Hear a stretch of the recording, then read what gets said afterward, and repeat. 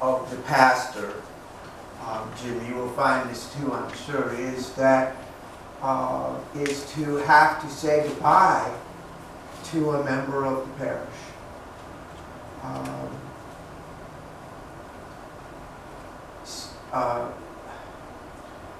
It's difficult because of the relationship that you develop. It's difficult because you all become friends here in Atlanta. You all become friends. I didn't know Harry, but I certainly know Sue. And I always heard wonderful things about Harry, but I did not have a chance to meet Harry. But I think it's very difficult. Fortunately for us in our Christian faith, we believe that there is something else. That leaving this world begins a new chapter, begins a new page in someone's life. Harry, Jack are now having all the questions that we have answered. What is heaven? What is it like? Who's there? Who's not there? All of the questions that we talk about, and we talk about this in Bible study a lot, what does it mean? All the questions that you have to ask or want to ask God to explain what's going on. I was standing at a funeral one time, a couple of years ago, and the young man he was 34, 35, he had a wife and 3 little kids, and he had a seizure at work, and the ambulance could not get there in time, and he died at the office. And his mother, in her grief, said to me, someday I'm going to ask God why this happened. And I said to her, you're going to stand in a very long line. And then I knew this pastor who was a Baptist pastor. I met him just as he was retiring. I wish I could have known him a lot longer. And he said, when we get to heaven, it's going to be so different and so amazing, and God's love is going to be so real and so intense that we're not even going to think about any of that kind of stuff anymore. We're going to bask in the love of God. What a concept. What a concept. To be able to bask in the love of God.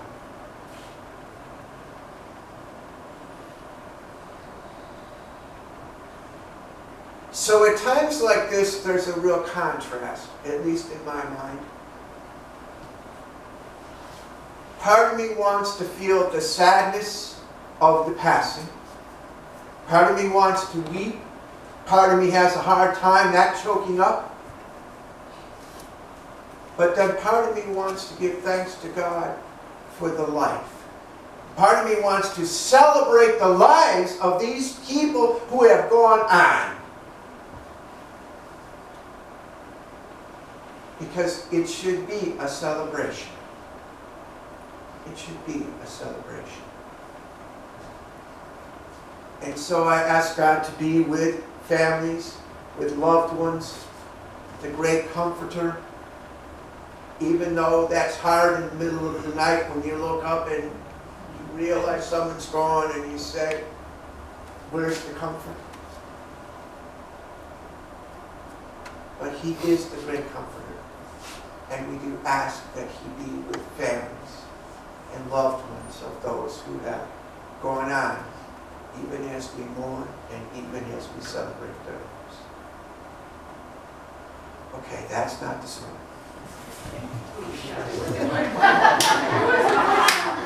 Sermon number 1. I see y'all looking at your watches. Oh, we got a sermon for once.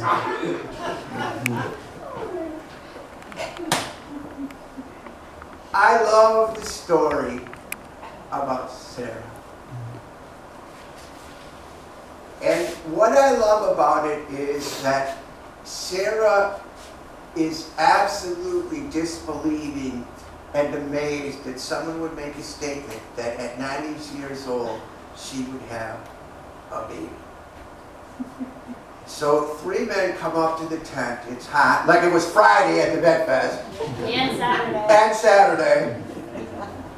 So 3 men come up to the tent, and hospitality is critically important in that culture. So Abraham runs and he tells Sarah not just to bake bread, but to use the best of the flour. And he picks out the tenderest of the calves to cook. And he prepares this meal, and then he serves the people himself. He serves them. He washes the dust off their feet. He plays the role of the servant. And then the men say, one of the men, and we don't know if it's God or if it's 3 angels. The scripture's not clear. It just says 3 people. One of them says, "Where's Sarah?" And Abraham says, "Well, she's over in the tent." And then he says, "I will be back in 9 months, and she will have a baby." And there's laughter that comes from the tent. They hear the laughter. If it's God himself, he hears the laughter. And he comments on it. She's laughing. Why is she laughing? Why is she laughing? I'd be crying. Yeah. What?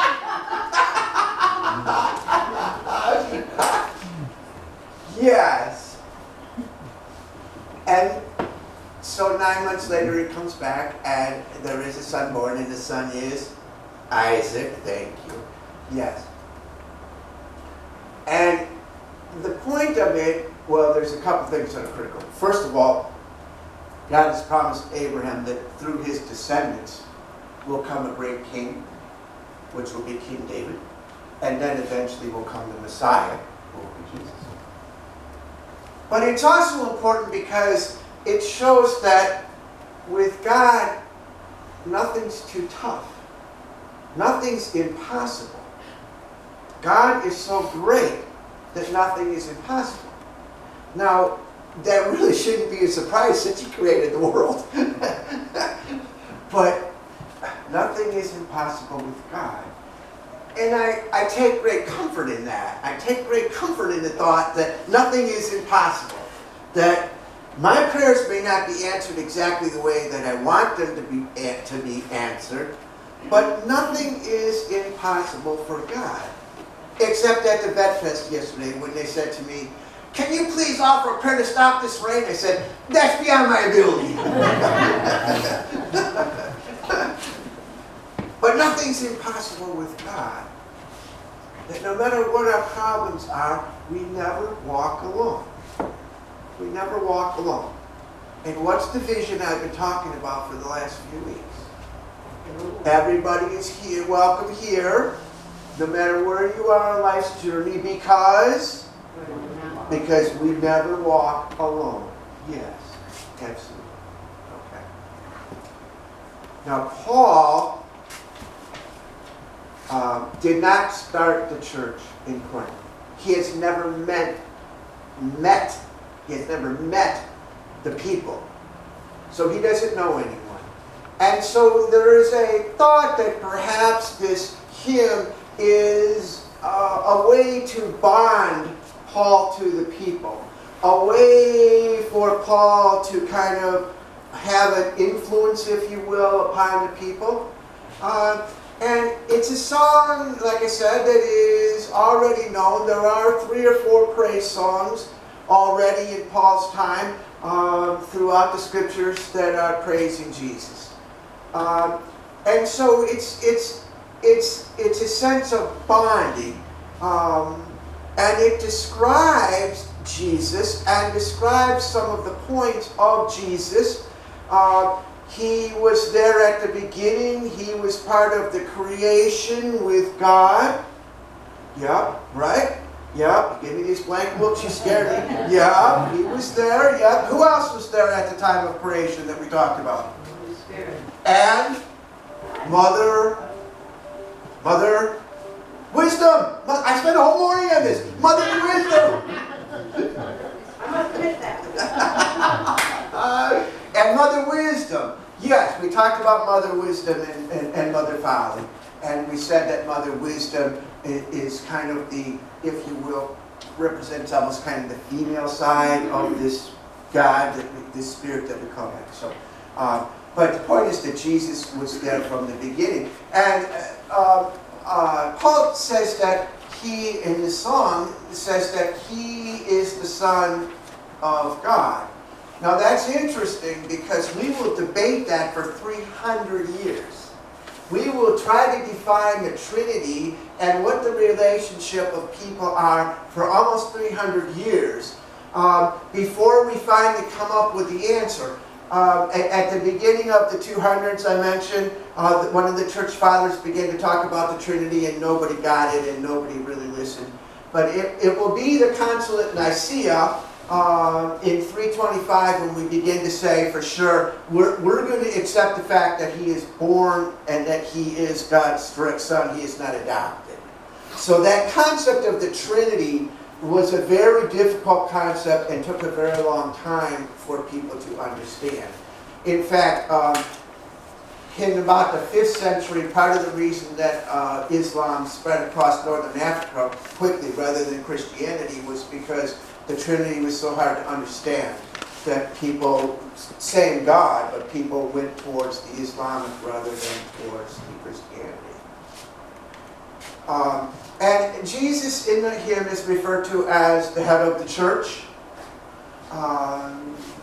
And in some interpretations, we will see people say that, refer to the church as his wife, that he is in effect married to the church, meaning just that he is the foundation, he is the energy behind the church. So the hymn, from those standpoints, is very important from the standpoint of telling the people about Jesus. And remember, Paul said last week, we pray for you because of your love for God, but we pray that you will receive God's will, that you will understand God's will, that you will gain understanding. That is our prayer for you, that you will gain understanding of God's will. What a tremendous prayer. What a tremendous thing to ask for. What a tremendous thought that we could discern and understand God's will for our lives. I would argue that that would be rather scary. People always say if God would just come down and sit down next to me and tell me, and I say, no thanks. No, I don't want to know the future. I don't want to know. I'll just keep going along by the seat of my pants, as you know I do every day. I don't want to know. But what an amazing thing that we would know the will of God for us and for the world around us. What an amazing thing.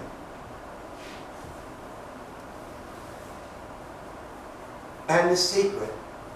I would argue that the secret is more than the fact in which that Jesus is in us. I would argue that the secret is that because of Jesus, we don't have to live by the laws. We don't have to try to be perfect to have a relationship with God the Father. Because of the sacrifice of Jesus, because of the death and resurrection of Jesus, and we've talked about this before, we are free to go to God. God is not our enemy. We are not God's enemy. We are free to go and meet and talk to God. How did I tell you? I taught these little kids at Salem to pray. These little 3- and 4-year-olds standing there looking at me like, what are you talking about? I said, you pray by just saying, hey God, it's me. I'm here. Because through Jesus, we have that kind of relationship.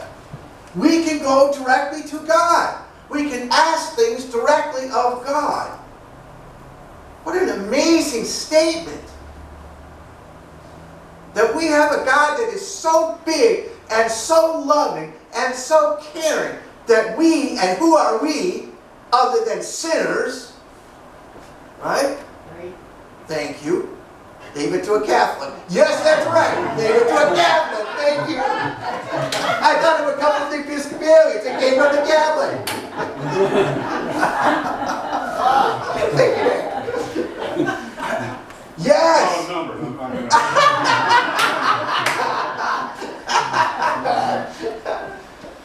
But who are we? Who are we as people to be able to even approach a God like ours without the intervention of Jesus?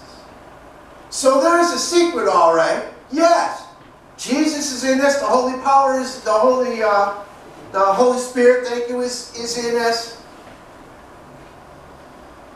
But I think the secret is, and the good news is that because Jesus died for us, we can be forgiven. We ask for forgiveness, we get it. And that because of the death of Jesus, there's something way beyond what's here right now for us. Harry, Jack, they're there. They're there. Whatever this greatness of this new chapter of life, this love of God, they're there. Safe in the arms of Jesus.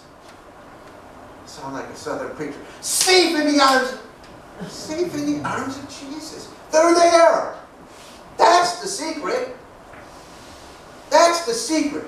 We can approach God. We're loved by God. We are God's children. And there is something way more than what is here. We call that salvation. We call that eternity. And we call that heaven. There is something more. Now I got about 30 seconds to say something about Mary and Martha. So we still got to pick communion. Don't worry, we're not forgetting this week. We're not.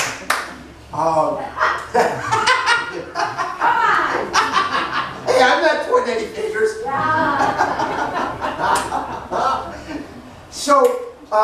So Martha and Mary, we hear a lot about Martha and Mary in the scriptures. They are very close friends, and Lazarus. They are very close friends to Jesus. And in fact, I would say that Jesus considers them family. He has a very loving attitude towards them. And so they stop by the house, and Martha is very worried about, what do we do now? What do we have to eat? Hospitality. What do we do now? What do we have to eat? In our world, it would be, with Linda and myself, it would be, is the bathroom clean? Go check the bathroom. Is the table clean? Wait, is the floor vacuum? I hate having people over, man. It takes a week to get the house ready. Then it's all cluttered within. Right. But, you know, and then, this is really depressing, but thought about this too yesterday. And then when the kids were real little, we had 3 little ones, and, you know, we were both working and stressed out and stuff. So a couple of times we had people come to clean the house. Well, you got to have the house clean for the maid to come. I said, what? I ran along, is the bathroom clean? Why do I have someone come to clean if the bathroom's clean? But we don't want them to see our house dirty. Come on. Come on. So after about 2 times, we said, now that's enough of that. So Martha is very worried about all of this. But Mary sits down at the feet of Jesus. Now, sitting at the feet of Jesus was a very special term back then, because what it meant was being in dialogue with a rabbi, learning about God. So it had a very special meaning, sitting at the feet of Jesus. So she was sitting at the feet of Jesus. Now, what does that tell you about the culture back then? What does that mean? She's sitting at the feet. What was she supposed to be doing? In the kitchen. She was supposed to be helping her sister. Yeah, but instead she's sitting and learning. And so her sister comes running up and she says, wait a minute, come on. I'm doing all this, you know. I got the bread baked, I got the table set, I got the floor clean, I got. And she's not doing anything.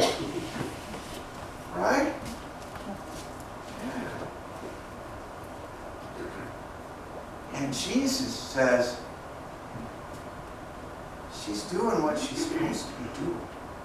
She's doing what she's supposed to be doing. She's sitting here at my feet. She is listening to what I am teaching. She is learning more about God. She is doing exactly what I want her to do. And she is trusting that God will take care of things.